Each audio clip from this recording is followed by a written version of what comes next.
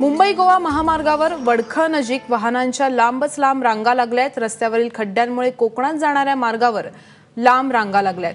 पेण ते वडखळ दरम्यान वाहनांच्या 5 ते 6 किलोमीटरपर्यंत लांब रांगा लागल्यात। तिकडे रायगड जिल्ह्यातल्या उरण तालुक्यातील MH4B आणि खोपटे मार्गावर सुद्धा वाहतूक कोंडी झाली आहे। द्रोणागिरी नोड ते खोपटे गावादरम्यान वाहनांच्या रांगा लागल्यात। दोन्ही मार्गावर जवळपास 5 किलोमीटरपर्यंत वाहनांची रांग असल्याचं पाहायला मिळतंय।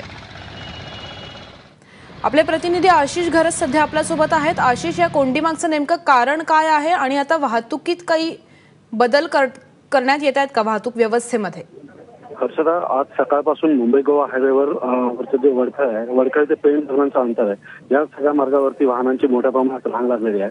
आणि या रांगेचं कारण फक्त एकच आहे, जे गेल्या 2 महिन्यापासून जे कारण दिसतं ते म्हणजे या वडखळ ते पेण दरम्यान असलेला जो रस्ता आहे, हा या रस्त्याची पूर्ण चादर झालेली आहे। संपूर्ण सगळ्याच ठिकाणी खड्डे आहेत आणि यामुळे वाहतूक स्लो होते आणि यामुळे वाहनांची गर्दी आणि त्यामध्ये वाहनांच्या बेशिस्त चालवणं जे आहे त्यामुळे त्याचा एक परिणाम संपूर्ण या मार्गावरती आहे। आणि त्यामुळे पेण ते वडखळ दरम्यानच्या सगळ्या टप्प्यामध्ये जवळजवळ 5 किलोमीटरची वाहनांची रांग या कोकणात जाणाऱ्या मार्गावरती दिसून येते।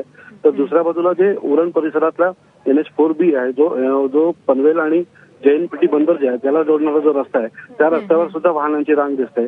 आणि तिसरा मार्ग जो आहे तो म्हणजे द्रोणागिरी नोड ते खोपटे गाव या दरम्यान जवळजवळ 5 ते 6 किलोमीटरची वाहनांची रांग या ठिकाणी दिसते आणि याचं कारण फक्त एकच, वाहनांची गर्दी। हर्षदा, धन्यवाद आशिष या सगळ्या सविस्तर माहितीबद्दल।